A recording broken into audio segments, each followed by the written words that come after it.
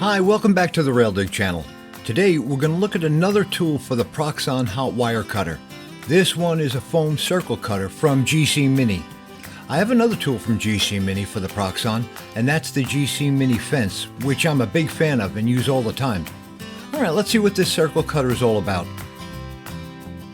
The package from GCmini contains 4 pieces: the base, 2 guide strips to fit into the Proxxon, and a nail to hold the foam. I dry fit the strips before gluing to the base and found they were very snug and just needed a few swipes with a file for a better fit. Then a bit of painting with wood glue and I placed the strips into the base.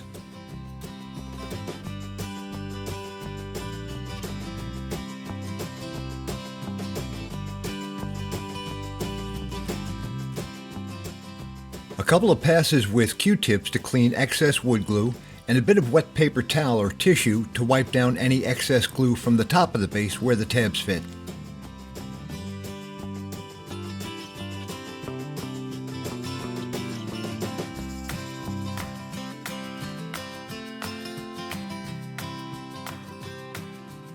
Once both tabs were inserted into the base, I tapped them lightly with a hammer to get them completely seated in the base, as again, the tab and slots are really tightly designed and cut on this piece.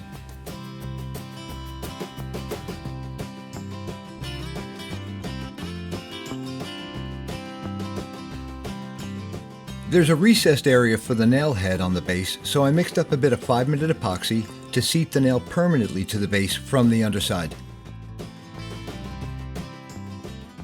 The nail has a bit more wiggle than I think I'd like, but let's see how it goes. The circle cutter didn't come with instructions or technique suggestions, but I looked around and a popular technique seems to be to hold the foam just above the nail, push it into the wire a little bit, and then push the foam down on top of the nail. For circle cutting, I dialed the Proxxon down to 3 as I'm not familiar with cutting circles and I wanted a really clean cut with minimal unwanted melt marks or grooves. That's something to always be aware of when using the Proxxon. You always want to keep the foam moving. Whether using a fence, this circle cutter, or even cutting freehand, stopping or even minor hesitations will melt the foam in unwanted ways, creating grooves. By setting the power level a bit lower than I'd normally use, you do get a break on unwanted melt marks, but you just have to cut a bit slower. Just something to be aware of.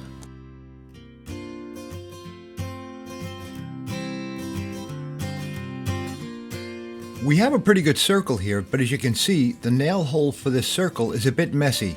This means the foam moved a bit more than I'd have liked, and the result is a less than perfect circle. The hole on the right is what I'd like to go for.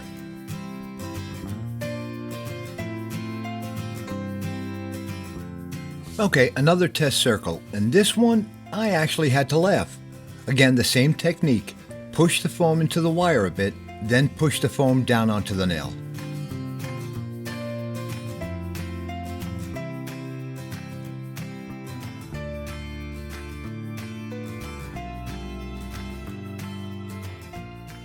This one is a nice small circle. I was trying to keep a bit of downward pressure right above the nail for a cleaner circle. At least that's what I thought. I'm rotating the foam slow and smooth. Now here I've already gone past the point where this cut started, so a little worried. I've seen this happen already though. Usually this is a case of the nail hole getting larger due to uneven pressure. Alright, now I'm just making concentric circles. I don't think I could have done this if I was trying to.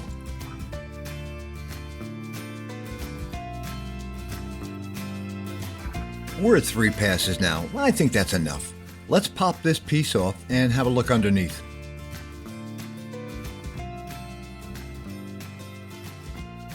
If the goal here was to make a hot wire garnish peeler or a parchment maker, then I've succeeded. Once we turn the disc over, this explains the concentric circles. This center hole is a mess, and though I wasn't trying to push or pull the disc off center, that's exactly what happened. I sat down and thought about this problem. Outside on the steps, holding a box with a plant that looks like stock footage, and something like a T-nut popped into mind. T-nuts are threaded fasteners that bite into material when tightened.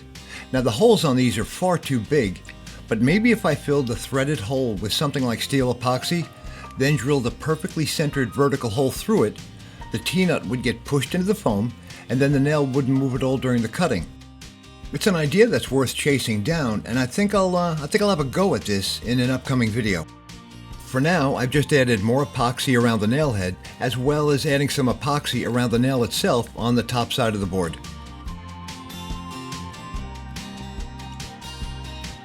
It's now time to cut some larger discs.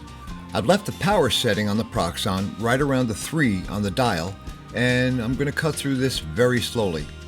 You can see there are measurements, a ruler, lasered onto the board, but when cutting a large circle from a square piece of foam, these measurements, as far as I can tell, aren't all that useful because as you begin to cut, you have to cut into the foam, so you can't tell exactly where the outside of the circle is on the ruler.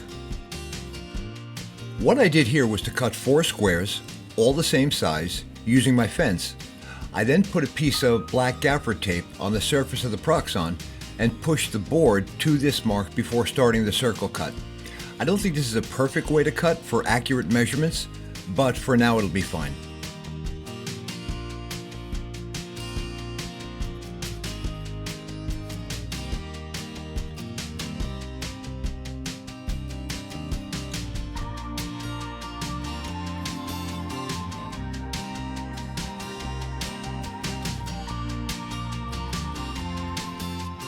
Well, that was a bit of a relief, as I didn't go into concentric circle madness like the previous cut. Not bad. I cut another 3 discs off camera, as I'll be doubling up these discs and end up with 2 discs, each 4 inches tall. On 2 of the discs, you can see a groove was created or cut by the hot wire. These would have happened when I lifted the discs to remove them from the larger squares after cutting. You try to avoid this by always keeping the foam moving, but this happens. As careful as I was, given the amount of play there is when a nail is in foam and you're turning it, these circles don't line up perfectly. I think this is where that idea of the T-nut I mentioned earlier would really help. I've sprayed one side of each disc with 3M Super 77 aerosol adhesive. I used this Super 77 in a previous video, and it's terrific stuff to cut through when you're doing rock carving in foam or when you're just running foam through a Proxxon.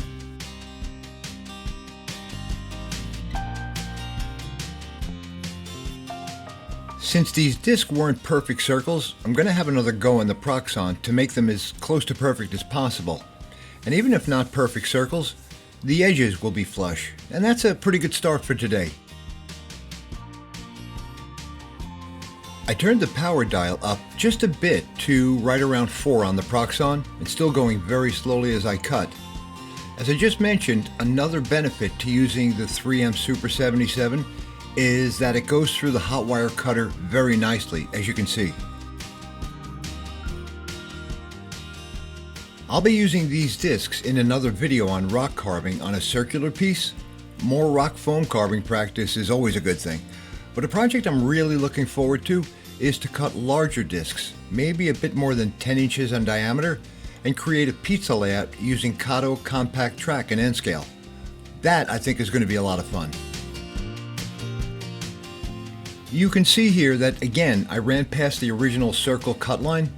I'm chalking this up to my turning technique and also the wiggle room created by the nail in the foam. I'm really hoping that T-nut idea takes care of this. As long as I've got this circumference dialed in here, I'm just going to cut an extra bit of foam to tack on top of one of my doubled up discs to give me a little more, I don't know, potential for some fun rock carving.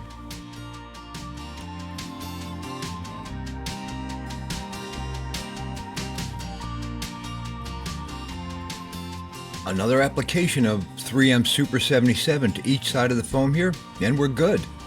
To line up edges like this is a bit trickier than you'd think, and with this adhesive, you get one chance to get it right.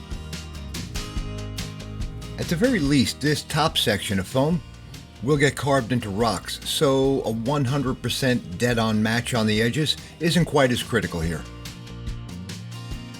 Overall, I'm really happy with this little tool from GCmini, same as I was with their fence kit. And I think if I try that T-nut project, I think this thing can be a heck of a lot better with cleaner and more repeatable results. Right now, I really look forward to turning at least one of these discs into my next rock carving video, and I've got a few fun ideas for that. Thanks very much for watching, and as always, I really hope you enjoyed the video. We're working hard at it, and yeah, having fun, to grow this channel now. If you could take a moment to subscribe, give the video a like, and drop a comment, that would be great. Thanks again, and we'll see you in the next video.